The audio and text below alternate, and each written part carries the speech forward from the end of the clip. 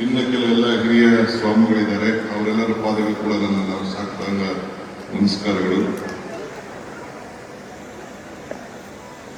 ಈಗ ತಾನೇ ಮಾತನಾಡಿದಂತ ನಮ್ಮ ಹಿರಿಯರಂತ ನಿವೃತ್ತಿ ನ್ಯಾಯಮೂರ್ತಿಗಳಂತ ಆತ್ಮೀಯರಂತ ಜಸ್ಟಿಸ್ ಕುಮಾರ್ ಅವರೇ, ಅಶೋಕ್ ಆನಂದ್ ಅವರೇ,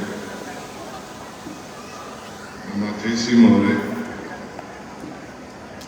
ನಮ್ಮ ಪುಟ್ಟರಾಜ್ ಅವರು, ಮೇಲ್ಕೋಟೆಯ ಮಾಲೀಕರು, ನನ್ನ ಶಾಸಕರು ಇದ್ದಾರೆ ಮೈಸೂರು, ಅವರು ಮೈಸೂರು ಮಾಲೀಕರು. ಸೊ ಇನ್ನ ಎಲ್ಲ ವೇದಿಕೆಯಲ್ಲ ಗಣ್ಯರೆಲ್ಲ ಇದ್ದಾರೆ. ತಾವು ಇಷ್ಟು ದೊಡ್ಡ ಧರ್ಮಸಭೆಯಲ್ಲಿ ಬೆಳಗ್ಗೆಯಿಂದ ಕೂತಿ ಮನಸ್ಸಿಗೆ ನೆಮ್ಮದಿ ತೆಗೆದುಕೊಳ್ಬೇಕು ಅಂತ ಕಾತುರದಿಂದ ತಾವೆಲ್ಲ ಕೂತಿದ್ದೀರಿ. ನಿಮ್ಮೆಲ್ಲರೂ ಕೂಡ ನನ್ನ ಸಾಷ್ಟಾಂಗ ನಮಸ್ಕಾರಗಳನ್ನು ಅರ್ಪಿಸ್ತಿದ್ದಾರೆ. ರಾಜಕೀಯದವ್ರು ಯಾಂತ್ರಿಕ ಏನ್ ಕರೆದಿದ್ದಾರೋ ನನಗೆ ಗೊತ್ತಿಲ್ಲ.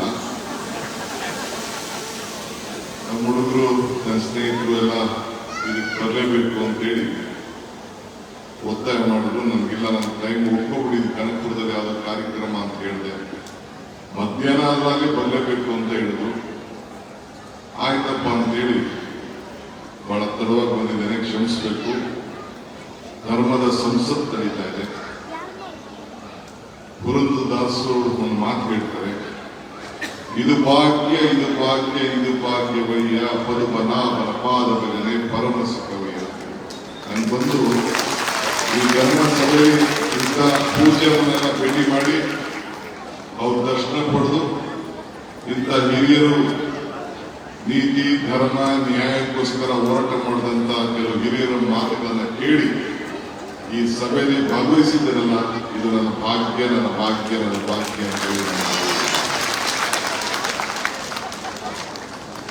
ರಾಮಾನುಜ ವಿಶ್ವ ವಿಜಯ ಮಹೋತ್ಸವ ಈ ಹವಾಮಾನ ಪತ್ರಿಕೆಯನ್ನು ಕೂಡ ನಾನು ನೋಡಿದೆ. ತಮ್ಮದೇ ಆದಂತ ಒಂದು ಧರ್ಮ ಉಳಿಸ್ಲಿಕ್ಕೆ, ಧರ್ಮ ಯಾವುದಾದರೂ ತತ್ವ ಒಂದೇ, ನಾಮ ನೂರಾದರೂ ದೈವ ಒಂದೇ, ಪೂಜೆ ಯಾವುದಾದರೂ ಭಕ್ತಿ ಒಂದೇ, ಕರ್ಮ ಹಲವಾದರೂ ನಿಷ್ಠೆ ಒಂದೇ, ದೇವರಪ್ಪ ನಾಮ ಹಲವು, ಅದರಲ್ಲಿ ನಂಬಿಕೆಯನ್ನು ಇಟ್ಕೊಂಡಿರುವುದು.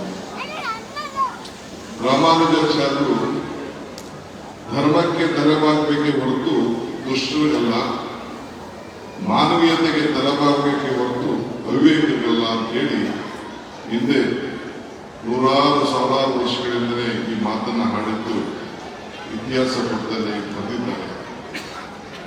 ಇವತ್ತು ನಾವೆಲ್ಲ ಅವರ ನೆನಪು ಮಾಡಿಕೊಳ್ಳಲಿಕ್ಕೆ, ಅವರ ಆಚಾರ ವಿಚಾರಗಳನ್ನ ಪ್ರಚಾರ ಮಾಡಲಿಕ್ಕೆ, ಅವರು ನಡೆದಂತ ಹೆಜ್ಜೆನ ನಾವು ಹಾಕಲಿಕ್ಕೆ ಇವತ್ತು ನಾವೆಲ್ಲ ಪ್ರಯತ್ನ ಮಾಡಲಿಕ್ಕೆ ಇಲ್ಲಿ ನಾವೆಲ್ಲ ಸೇರಿದ್ದೇವೆ.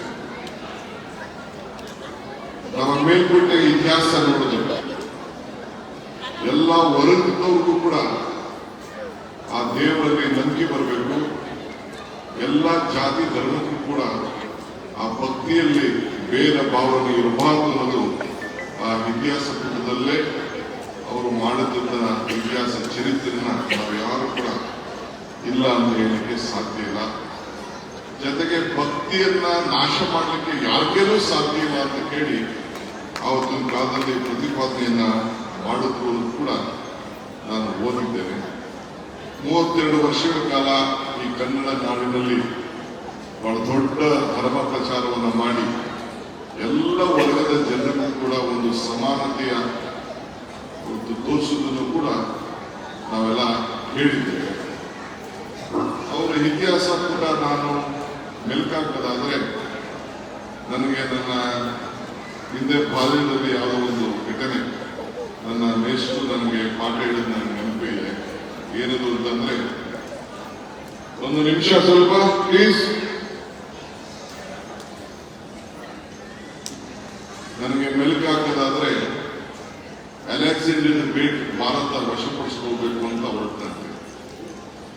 ಆಗ ವಶಪಡಿಸ್ಕೊಳ್ದಾಗ ಅಷ್ಟೊತ್ತಿಗೆ 2-3 ಭಾಗ ಪ್ರಪಂಚವನ್ನು ವಶಪಡಿಸ್ಕೊಂಡಿದ್ದಾರೆ. ಚಿಕ್ಕ ವಯಸ್ಸು ಅವರಿಗೆ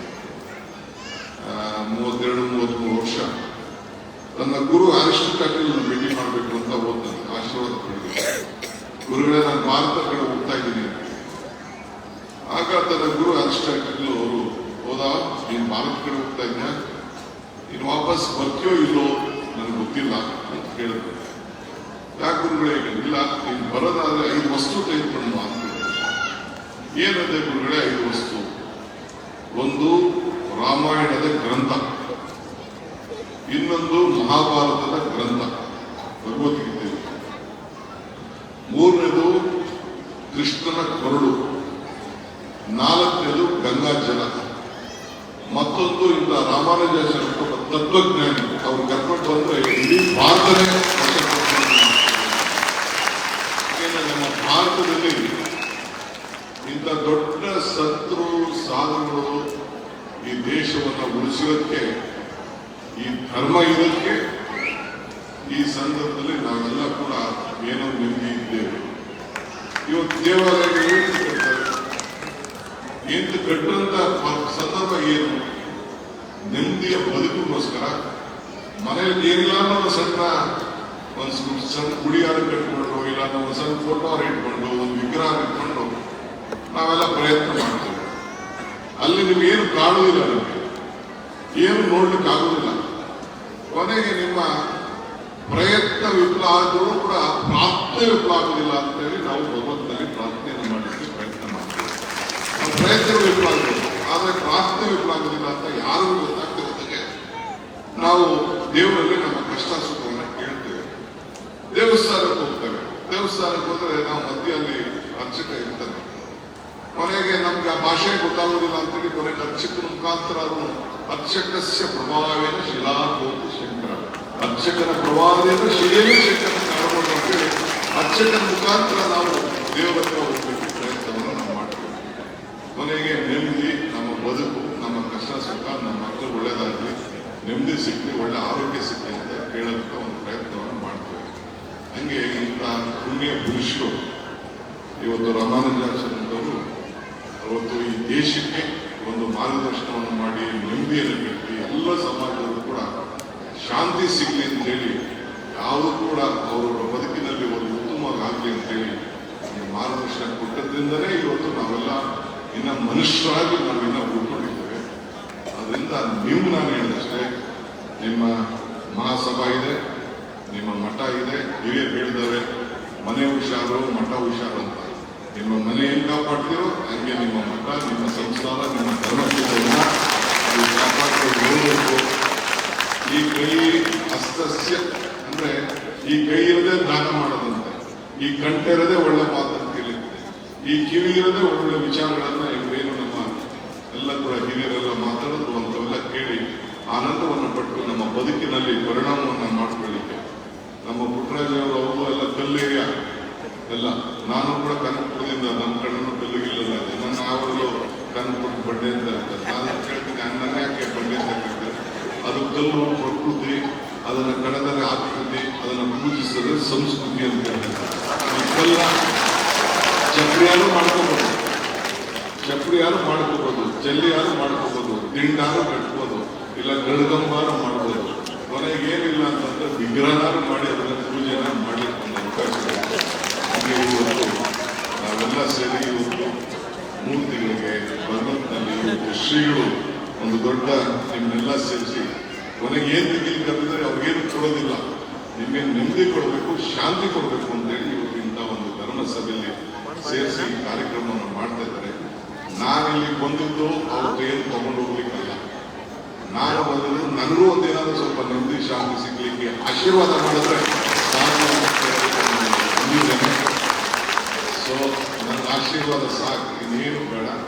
ಇಷ್ಟೇಳಿ ನಾನು ಒಂದು ಹೇಳಲಿಕ್ಕೆ ನಾನಿದ್ದೇನೆ, ನಾನು ನಿಮ್ಮ ಎಲ್ಲ ಕೆಲಸ ಕಾರ್ಯಗಳು ಈ ಅಖಿಲ ಕರ್ನಾಟಕ ಏನು ಶ್ರೀ ವೈಷ್ಣವ ಮಹಾಸಭೆದು, ಈ ಸಮಾಜದ್ದು, ಮಠದ್ದು ಏನೇ ಕೆಲಸ ಕಾರ್ಯ ಇದ್ರು ಕೂಡ ನನ್ನ ಮನೆ ಕೆಲಸ ಅಂತೇನೆ ಶ್ರದ್ಧಾಭಕ್ತಿಯಿಂದ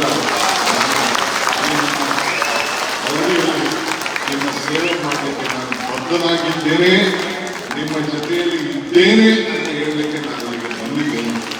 ಅದರಿಂದ ಈ ಸಂದರ್ಭದಲ್ಲಿ ನಮ್ಮೆಲ್ಲರೂ ಕೂಡ ವಂದಿಸಿ ಶುಭ ಹಾರೈಸಿ ಮತ್ತು ನಮ್ಮ ಸ್ನೇಹಿತರು ಅಂದ್ರೆ ಶ್ರೀ ವೈಷ್ಣವ ಜನಾಂಗ ಎನ್ನುವ ಒಂದು ಜಾತಿ, ಇದನ್ನು ಕರ್ನಾಟಕ ಜಾತಿ ಪಟ್ಟಿಯಲ್ಲಿ ಸೇರಿಸಿ ಕರ್ನಾಟಕ ಗೆಜೆಟ್ನಲ್ಲಿ ಕನೆಕ್ಟ್ ಮಾಡಬೇಕು ಅಂತೇಳಿ ಹೇಳಿದ್ದಾರೆ. ಸಮಾಜದ ಗುರುತಿಸಲಿ ಅಂತ ಅವರು ಹೇಳಿದ್ದಾರೆ.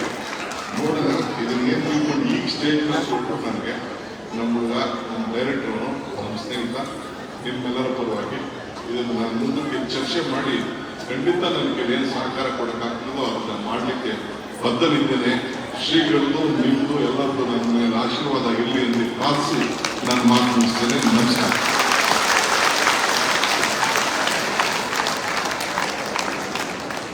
ಮಾನ್ಯ ಉಪಮುಖ್ಯಮಂತ್ರಿಗಳಿಗೆ ಧನ್ಯವಾದಗಳು. ಅತ್ಯದ್ಭುತವಾಗಿ ನಮ್ಮ ವಿಷಯವನ್ನು ಪ್ರಸ್ತುತಪಡಿಸಿದ್ದಾರೆ. ಅವರಿಗೆ ಮಾನ್ಯ ಸ್ವಾಮಿಗಳು ಈಗ ಸನ್ಮಾನವನ್ನು ಮಾಡ್ತಾರೆ. ದಯವಿಟ್ಟು ಚಪ್ಪಾಳೆಯ ಮೂಲಕ